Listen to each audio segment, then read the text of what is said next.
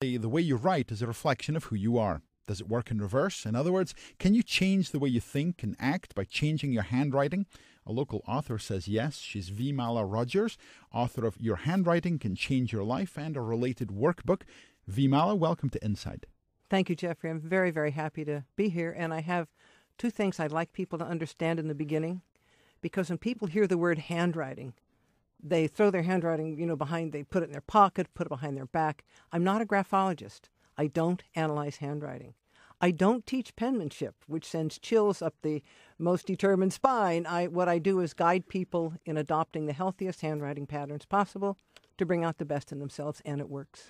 How does handwriting reflect personality? What can we tell about someone from looking at their handwriting? Well, I was sitting in the other room, just looking at a whole book of autographs and comments and all. You can tell a lot about the personality. It was a wonderful adventure. How you write, and many people aren't, we're all on computers these days. And I handwrite my books as John Steinbeck did and other well-known authors did, and I throw them in the computer. But there's a whole different brain dynamic when you use a keyboard and when you wrap your fingers around a pen, a chopstick, or a pencil. There's a whole different dynamic. When you wrap your hands around a pen, whatever, the energy comes from the prefrontal lobe of the brain. And when I have many, many clients around the world because they have to learn, quote, the American way of handwriting, and my books are out there on the internet. And everyone, when you change the way you write, you shift the neurological patterns in your brain. It takes 40 days for the brain patterns to shift, but you must write every day. You can't just say, oh, this is interesting, and let it go. You really, for instance, I haven't seen your handwriting. If I saw your J, and I would say, oh, you might want to do it this way, I wouldn't tell you why. It's not my business to tell you why. But I would say, do it this way, Jeffrey, and see what happens. Well, why would you be suggesting a different way to write a J? The only reason I suggest anybody write a different way is that, as we are born, from the day we're born and onward, our subconscious mind interprets what happens to us.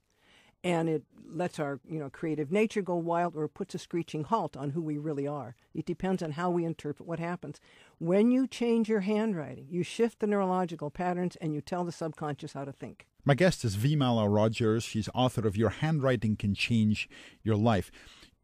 You have an alphabet that you've created, the V. Mala alphabet. Yes. And that's what you describe as a healthy handwriting It is. style. I've worked on it for years and years and years and years. How do you know it's healthy? Because I have experimented with it. And, I was born into a Lutheran family.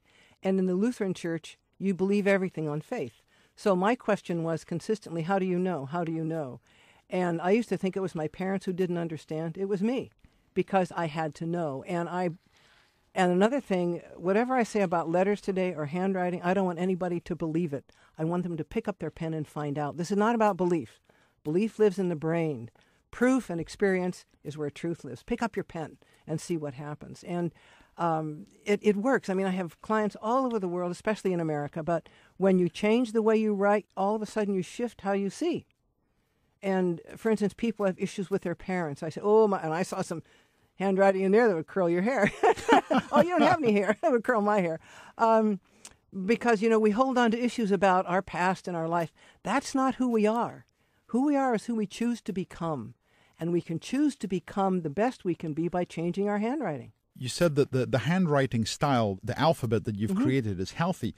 But Yes. in your book, you also have what you call the 5 Noble Truths of Graphotherapy. Absolutely. Yeah. And you say there is no such thing in either handwriting or people as good, bad, right, or wrong. No, that's But if true. there's no such thing as bad handwriting, how can there be healthy handwriting? What I say, casual versus healthy. People often, when they find out what I do, they hear the heard handwriting and you can see the neon flashing.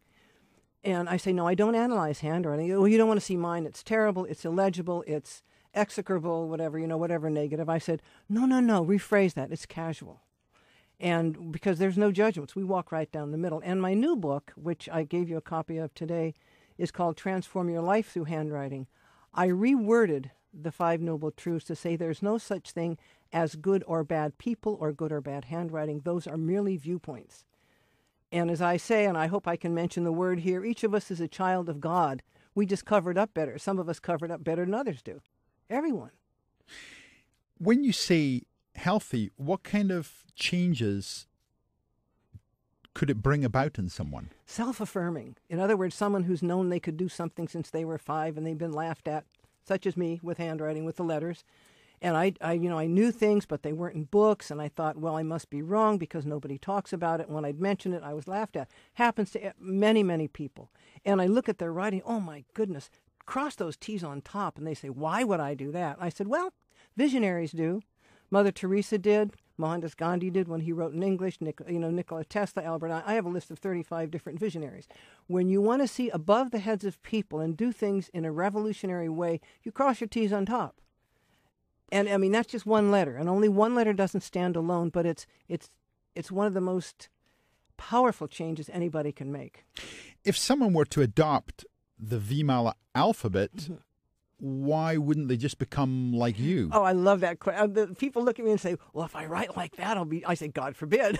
Well, but if the No. way you write changes the way you think and act and feel, does, yeah. why wouldn't it have that effect? Well, as I said in the book, and I say it many, many times in front of groups, whenever you learn any new technology, you have to do it. First, ballet, for instance, you have to position your feet just the way, your arms, your hands, your head.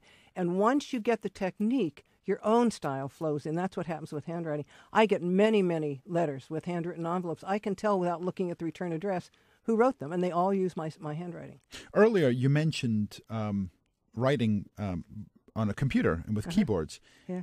I hardly ever write by hand anymore. It's just the way it is. That's true with most Same people. with most people. Yeah. So, what relevance could changing the way you write have to someone who rarely writes by hand? You won't know it until you do it, Jeffrey. You know what I would offer anybody listening today, and I include you, is to take on the 40-day challenge. If you don't have my book, Handwriting Can Change Your Life, that's fine. Go to my website, iihs.com, and go to the page on the Vimala alphabet, and then go to Handwriters for Peace. We have people, over 600 people around the world, changing one letter a day. Because as we shift our consciousness, that energy goes outward. Nothing's an isolated incident, not a thought and not an action. And we have people in, 72 countries now who are writing, just say the letter A, the letter H, the letter L every day to generate, because people say miracles happen. I say, well, you can call them miracles, but I look at it this way. It's the principle of physics. When you generate energy, which you do with your pen and intention, you magnetize results. And that's what we're after. And finally, Vimala, what changes have you seen in yourself since you changed the way you write? Oh, God, I've written, my H is my favorite letter. I do have a bias. And I've written at least 2 pages of it every day since 1972. Of the letter H? The letter H. And if you really want to be driven in your passion for life, and other people say things against it, say, fine, lovely, I don't agree with you, but, don't change your handwriting. I have done it, I've done it since I was little. And it's the only class in school that I got a C in, because I would not use the Palmer system. You can't cross your T's on top. You must do this with your D. I said, I don't do it that way. And because, we're all born with something we know. We're all here for a reason. Everybody. And we cover it up. When you change your handwriting and bring out self-affirming attitudes, which is what I call them, and which they are, all of a sudden, oh, yeah, that's what I'm going to do. And it's so exciting to see people wake up to who they really are. My guest, Vimala Rogers, author of several books about handwriting, including Your Handwriting Can Change Your Life, a related workbook titled The Vimala System, and the new book? The new book is called Transform Your Life Through Handwriting. It's not only a book, it's a journal and a deck of alphabet cards with a declaration on each one and 2 CDs. I had such fun doing that. Vimala, thank you so much for joining us. You're very well. Thank you for having me, Jeffrey. I really appreciate it.